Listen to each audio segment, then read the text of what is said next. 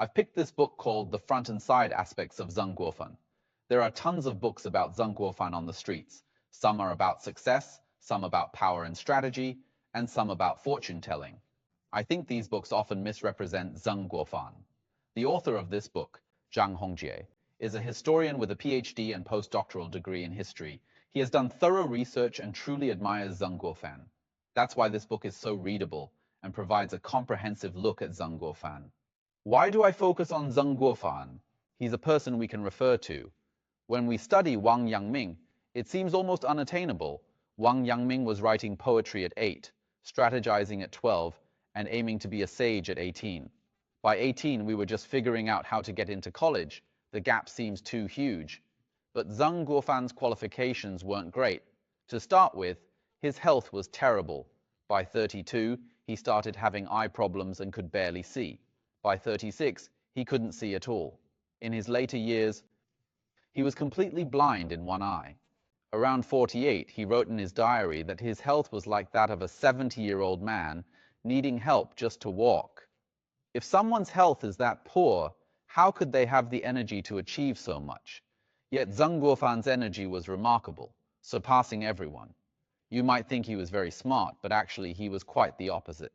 He failed the exams for Zhukai, a degree, multiple times, 7 attempts. At 23, he finally passed, but only second to last. In comparison, his contemporaries were much more accomplished. His friend, Zuo Zongtang, passed at around 14. Li Hongzhang, one of Zeng Guofan's students, was 17. Even more astonishing was Liang Qichao, who passed at 11. The consensus is that Zeng Guofan wasn't very talented. Why? Likely due to genetics. His father passed the Zhukai exam late at 43, which was a huge struggle. When his father helped him with his exams, Zeng Guofan kept failing. He only succeeded because his father wasn't involved that year. Li Hongzhang once described his teacher as Confucian but slow, meaning he was slow to respond. Zuo Zongtang described him as talent short, lacking talent. Zeng Guofan himself admitted he was not very talented. So here's this guy from Hunan, with poor health, not particularly smart, and from a modest background, who went on to achieve great things, saving the nation in times of crisis, reversing the tide when it was already overturned, and supporting the collapsing great building. His name, Guofan, means the shield of the nation.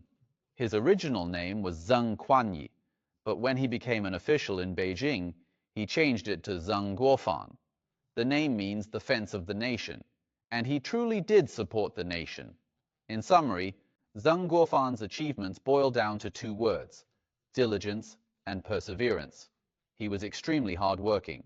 Short-term diligence is doable, but maintaining it throughout a lifetime is incredibly difficult. Some even add a 3rd word: clumsy.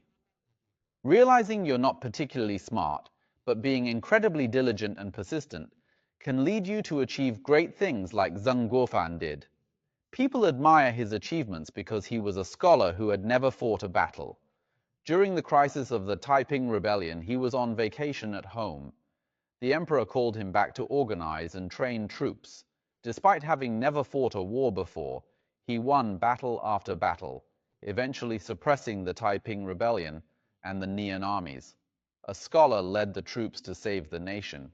Most importantly, he wrote prolifically throughout his life. I calculated once how many words Zeng Guofan wrote in his lifetime. Can you guess? It's astonishing, 20 million words. Despite leading troops and doing so much, he still managed to write over 20 million words. That's why there are so many books about him today.